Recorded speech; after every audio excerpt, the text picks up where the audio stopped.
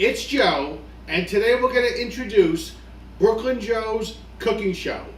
I've had a lot of people ask me about older recipes I've done that they can't seem to find anymore. So what I'm doing is I'm putting all my old video recipes on this one YouTube channel. They will all be up there soon in a couple days. I'm slowly putting them on there. You will absolutely love some of them because I haven't seen some of them in a while either. But let's talk about these tomatoes. Shirley has so many tomatoes in the backyard. It's ridiculous. I don't know what to do with them. We're making sauce. We're doing everything with them. So last night I was looking for some recipes, something to do with them that's something a little different. And I came across one of Shirley's Gazpacho recipes that she made years ago. She probably made it about 2 years ago was the last time I saw it. And people loved it. Women love this recipe. I don't know what it is about it, but all the women in my life love this. And believe me, I got plenty of women in my life. So it's a really good recipe. And I want you to take a look at this recipe and see if you want to make this. Hey, wait a minute, wait. Why don't I make the gazpacho? It's my recipe. You want to do this? Well, sure, why not? You can't be the only one having fun. Well, I'm cast as the chef, not you. You're the cameraman.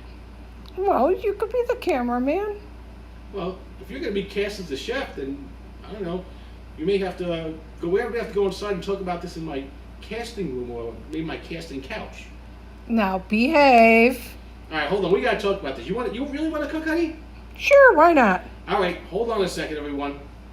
Okay, we decided Shirley's going to be cooking, so this is going to be her first cooking show, so stand by, and here she is. 3. Hi, fans of Brooklyn Joe. I'm Shirley. I know he's talked a lot about me, but now we finally get to meet. And today I'm going to do my gazpacho recipe, which is famous among all Joe's women. Who would have figured? Anyway, it's divided into 2 parts. We're going to have one part that's going to be sliced and diced and mixed together, and we're going to put it in this bowl. The other part is going to be pureed in our mixer. So you're taking about 4 really large or 6 tomatoes. In this case, I have some smaller ones, a big mixture of tomatoes, a red pepper, jalapeno, some cucumber, dice up some green onions, garlic, and some wonderful oregano that we just dehydrated. Everything's from the garden here. And then you're going to add a little salt and pepper, some cayenne, and a little cumin. And you're going to have the basis here. And while that's all the flavors are just merging together, making one delightful flavor, we're going to then take these cherry tomatoes. Now these tomatoes are like the sweetest little tomatoes you ever see. We'll get a pint of those. And for bonus this year, I got these pear tomatoes that taste like a cross between the cherry tomatoes and grapes. Super yummy. And a lime, or the juice of the lime. Well, wait a minute, we have a lime. I think I'm going to have to make a margarita. I'm definitely going to have to make a margarita. Then we'll mix up our oil and vinegar and some Worcestershire, and we'll put it all together in this blender. Mix it with the diced tomatoes and let it cool for 2 hours. After that, we'll put it in our bowl and we'll cut some basil and put that on top, and it will delight our senses.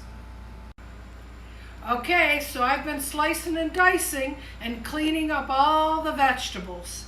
And you'll see in this beautiful bowl our mixture of the tomatoes, cucumber, red pepper, green onions, the jalapenos, cloves of minced garlic, and then you add salt, cayenne, and pepper to taste, and just a half a teaspoon of cumin.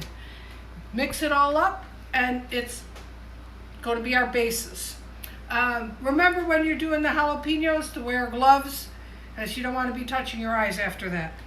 Next, we're going to take our quarter cup of olive oil, our delicious cherry tomatoes, lime juice, a teaspoon of Worcestershire, and a tablespoon of balsamic vinegar. The cask 10 is one that I really love. You may have another one you love. And then we're going to put them into the mixer and puree them into a smooth mix. Oh, and yes, I have to have a little bit of my margarita too. Success! We have a beautiful puree of our super sweet cherry tomatoes. We're going to mix this up together.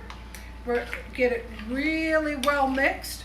We're going to take a third of the final mixture, put it back in here, puree it again, mix, and then let it sit for a couple of hours. Well, it's been a couple hours. Our gazpacho is nice and chilled. It's ready to be a refreshing respite for any summer day. So, let's try it out. We'll have to garnish it. Today, I'm garnishing with basil strips, but you could also use cilantro.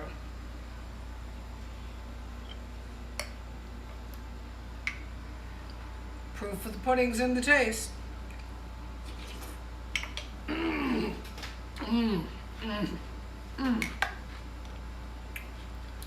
This is delicious. It looks good, honey. Well, you gotta try yours. Okay, all right. You know me, I'm critical of food. Well, you gotta try it. Let's try it. Try it. Let's see.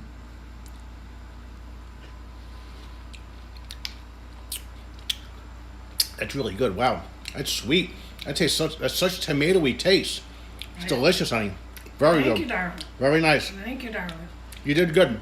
You did good with this. The only thing I would say that you need to tell people is when they are cleaning their vegetables to remove the seeds and of all the cucumbers and tomatoes and things of that nature. Yeah, the peppers too, right? Yep. And secondly, like I always say, you got to use good olive oil. Cheap olive oil makes a cheap meal.